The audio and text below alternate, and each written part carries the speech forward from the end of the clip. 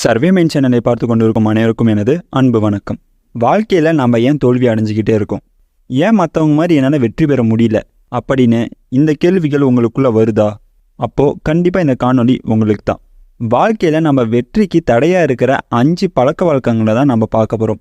இந்த பழக்க வழக்கங்களை நீங்கள் பின்பற்றிட்டு இருந்தீங்கன்னா இன்றைக்கே நீங்கள் அதை ஸ்டாப் பண்ணிடணும். முதல் விஷயம், ஃபோனை அதிகமாக யூஸ் பண்ணுறது.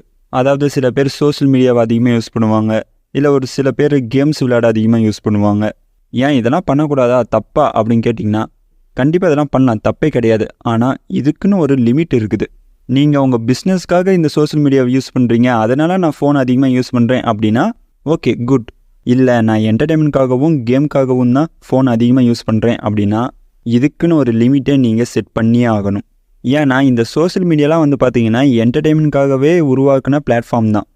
அதில் நாம் ஒரு லிமிட்டே இல்லாமல் பார்த்துட்டு இருக்கும்போது நாம் நேரங்களை வீணடிப்போம். இப்போ உதாரணத்துக்கு நாம் இன்ஸ்டாகிராம் ரீல்ஸ்லாம் பார்த்துட்ருக்கோம் அப்படின்னா ஒரு லிமிட்டுங்கிறதே நம்ம வைக்க மாட்டோம். இன்ஸ்டாகிராம் ரீல்ஸை பார்த்துக்கிட்டே இருப்போம். அதே மாதிரி கேம் விளையாடுறதும் அதே மாதிரி தான். நீங்கள் அதுக்குன்னு ஒரு லிமிட் வச்சுக்கிட்டால் பரவாயில்ல. சில பேர் கேமே விளையாண்டுக்கிட்டே இருப்பாங்க ஃபோனில். இப்போ 100% சார்ஜ் இருக்குன்னா அது தீர வரைக்கும் கூட விளையாடுவாங்க. அந்த அளவுக்கு அந்த கேமில் ஊறி போய் இருப்பாங்க. இந்த மாதிரி விஷயங்களை நீங்கள் பண்ணிட்டு இருந்தீங்கன்னா உங்கள் நேரத்தை நீங்கள் தான் வீணடிச்சிட்ருக்கீங்கன்னு அர்த்தம். அதனால் இதுக்குன்னு ஒரு லிமிட் செட் பண்ணிக்கோங்க. இன்ஸ்டாகிராம் ரீல்ஸ் பார்க்குறீங்களா, அதுக்கு ஒரு 1/4 மணி நேரம் இல்லைன்னா ஒரு 1/2 மணி நேரம் வச்சுக்கோங்க, போதும். அதேமாதிரி கேம் விளையாடுறீங்களா, 1/2 மணி நேரம் இல்லைன்னா 1 மணி நேரம் போதும். அதுக்கு மேலே யூஸ் பண்ணாதீங்க. 2வது விஷயம், ஒரு விஷயத்தை பிளான் பண்ணி வச்சுருப்பாங்க ஆனால் செயலில் இறங்க மாட்டாங்க. பிளானிங் பண்ணுறது நல்லது தான், ஆனால் நீங்கள் அதில் செயலில் இறங்கினா மட்டும்தான் ரிசல்ட்ஸ் உங்களால் பார்க்க முடியும். ஒரு சில பேர் பிளானிங் மட்டும் பண்ணுவாங்க ஆனால் ஆக்ஷனில் இறங்க மாட்டாங்க. இப்போ ஒரு பிஸ்னஸ் பண்ணுறதா இருக்கட்டுமே, பிளான்லாம் நல்லா பண்ணுவாங்க ஆனால் செயலில் இறங்க மாட்டாங்க, பயப்படுவாங்க. லாஸ் ஆயிடுவோமோ இல்லை மற்றவங்க எதோ நம்மளை நினச்சிடுவாங்களோ அப்படின்னு அதை பற்றியே திங்க் பண்ணி செயலில் இறங்க மாட்டோம். இந்த தப்புலாம் பண்ணாமல் பிளானிங் பண்ணிட்டிங்கன்னா செயல்லையும் இறங்குங்க. அப்போ தான் உங்களால் ஒரு நல்ல ரிசல்ட்ஸ் பார்க்க முடியும். 3வது விஷயம், பான் அடிக்ஷன். சில பேர்லாம் எப்பயுமே பான் வீடியோஸாக பார்த்துக்கிட்டு இருப்பாங்க. இந்த பான் அடிக்ஷன் நமக்குள்ளே இருக்கிறதுனால நம்மளால் சரியாக ஒரு யோசனை கூட செய்ய முடியாது. அதனால் பான் வீடியோஸ் பார்க்குறத கம்மி பண்ணிக்கோங்க.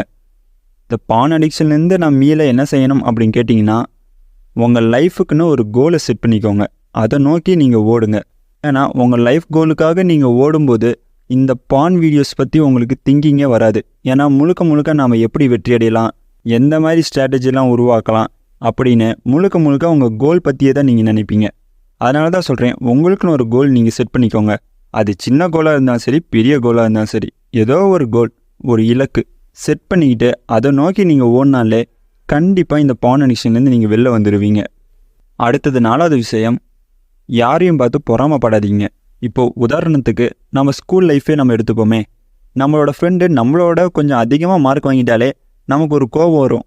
என்னடா இவன் நம்மளோட அதிக மார்க் வாங்கிட்டானே அப்படிங்கிற ஒரு பொறாமை நமக்குள்ளே வரும். அந்த மாதிரிலாம் பொறாமப்படாமல் அவன் கஷ்டப்பட்டுருக்கான், அவனால் முடிஞ்சிருக்கு, வாங்கியிருக்கான், அதே மாதிரி நாமளும் கஷ்டப்பட்டுருந்தால் நம்மளால் வாங்கியிருக்க முடியும் அப்படின்னு ஒரு நல்ல திங்கிங்கோடு தான் இருக்கணுமே தவிர, சரி நம்மளோட நல்ல மார்க் வாங்கிட்டானே அவங்க கூட நம்ம பேசக்கூடாது அப்படிலாம் இல்லாமல் நம்மளாலையும் முடியும் அப்படிங்கிற ஒரு எண்ணத்தை உங்களுக்குள்ளே செட் பண்ணிக்கோங்க. அதனால் மற்றவங்கள பார்த்து பொறாமப்படுறதுக்கு பதிலாக நம்மளாலையும் இது முடியும், கண்டிப்பாக முடியும் அப்படிங்கிற ஒரு பாசிட்டிவ் திங்கிங் தான் உங்களுக்குள்ளே இருக்கணும். அடுத்தது 5வது விஷயம், முதல்ல சொன்ன மாதிரி தான் பாசிட்டிவ் திங்கிங் தான் நமக்குள்ளே இருக்கணும். இப்போ ஒருத்தர் பிஸ்னஸ் பண்ணலான்னு நினைக்கிறாரு, ஆனால் உள்ளே இறங்க பயப்படுவார். இதில் லாஸ் ஆயிடுவோமா, இல்லை நம்ம சொந்தக்காரங்க ஏதோ நம்மளை பார்த்து தப்பாக பேசிடுவாங்களா அப்படின்னு, மற்றவங்க நம்மளை பற்றி என்ன நினச்சிருவாங்களோ அப்படின்னு தான் அவர் யோசிப்பார். இந்த மாதிரிலாம் யோசிச்சுட்டு இருந்தீங்கன்னா இன்றைக்கே ஸ்டாப் பண்ணிடுங்க. இப்போது ஒருவேளை அந்த பிஸ்னஸில் நீங்கள் வெற்றி அடைஞ்சிட்டிங்கன்னா கண்டிப்பாக எல்லாருமே அவங்கள பாராட்டுவாங்க இல்லையா? இப்போது மற்றவங்க நம்மளை பாராட்டும் போது நம்ம எவ்வளோ சந்தோஷப்படுவோம். அதனால தான் சொல்கிறேன், மற்றவங்க என்ன நினச்சிருவாங்களோ அப்படின்னு யோசிக்கிறதுக்கு பதிலாக நாம் இதில் வெற்றி அடைஞ்சிட்டோம்னா எல்லோரும் நம்மளை பாராட்டுவாங்கள்ல, அப்போ சூப்பராக இருக்கும்ல அப்படின்னு ஒரு பாசிட்டிவ் திங்கிங் தான் உங்களுக்குள்ளே இருக்கணும். எப்பயுமே ஒரு விஷயம் நம்ம புரிஞ்சுக்கணும், நாம் எந்த மாதிரி விஷயங்களை மனசில் நினைக்கிறோமோ அதுதான் நமக்கு ஃப்யூச்சரில் கொடுக்கும். நல்லது நினச்சிங்கன்னா நல்லது கொடுக்கும், கெட்டது நினச்சிங்கன்னா கெட்டது தான் கொடுக்கும். அதனால் நம்ம மனசில் நல்ல விஷயங்களை விதைப்போம், எப்பையும் பாசிட்டிவ் திங்கிங்கோடு இருப்போம். கண்டிப்பாக நம்ம வெற்றி அடைவோம்.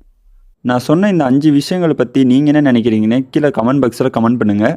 நாம் உண்மையாலுமே சோஷியல் மீடியாவில் அடிக்ஷன் ஆகிட்டோமா இல்லையா? உண்மையாலுமே மோட்டிவேஷன்னா என்ன?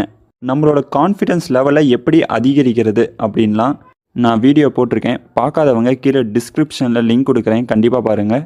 இந்த காணொலி உங்களுக்கு பிடிச்சிருந்தா மறக்காமல் சப்ஸ்கிரைப் பண்ணிக்கோங்க. மீண்டும் மற்றொரு காணொலி சந்திப்போம். இது உங்கள் சர்வே மெயின் சேனல். நன்றி, வணக்கம்.